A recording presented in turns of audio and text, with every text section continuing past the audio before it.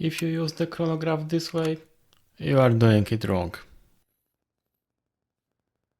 There is a simple solution for measurement inaccuracy, which you most likely didn't even realize.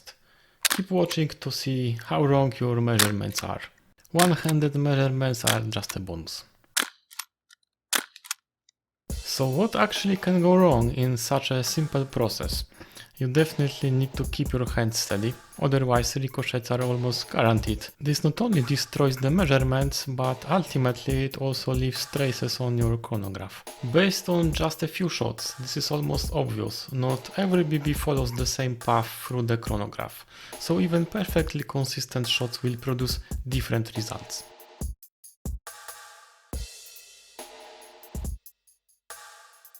Let's see how a chronograph is built. This is a fairly simple device with two photocells. You can see the light emitting diodes on the green laminate. On the opposite side of measurement chamber there are photodiodes. They both together create a light barrier able to detect BB passing through. As we look from the back, this is an exit barrier. There is another one in the front catching BB entering the chronograph. The distance between the two photocells is used to calculate BB velocity. In my chronograph it is 50 mm. My chronograph is almost new, I used it a couple of times. There are already multiple traces of BB hitting the top wall. What makes the point? Why I made the adapter for my pistol. In an ideal scenario, if you have a rock steady hand, BB passes through the chronograph perpendicular to both photo barriers. The time it takes the BB to travel a fixed distance determines the measured speed. As soon as the shooting angle deviates from a right angle, the distance traveled by BB increases. While the speed is still measured assuming a constant distance of 50 mm, the difference between the reference path and a through path is a source of inaccuracy in speed measurement.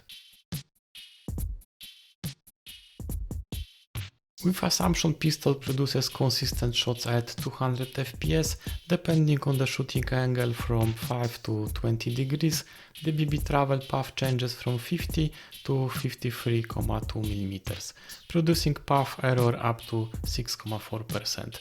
In the worst case, the measured speed drops by 12 fps. For a gun capable of reaching 300 fps, the same percentage error will result in a proportionally greater loss of FPS being measured.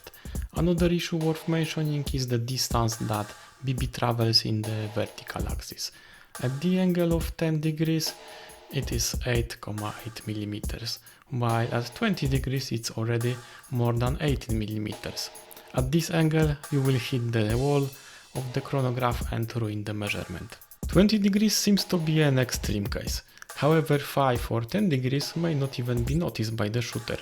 For a gun capable of 400 fps, a deviation of 10 degrees means the measurement is underestimated by 6 fps. If it is something worth worrying about, it really depends on the use case. For a casual player, this may be acceptable.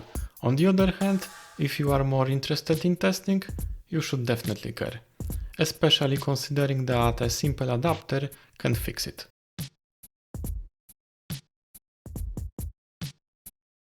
As always, thank you for watching, comment, like, subscribe, and see you in the next one!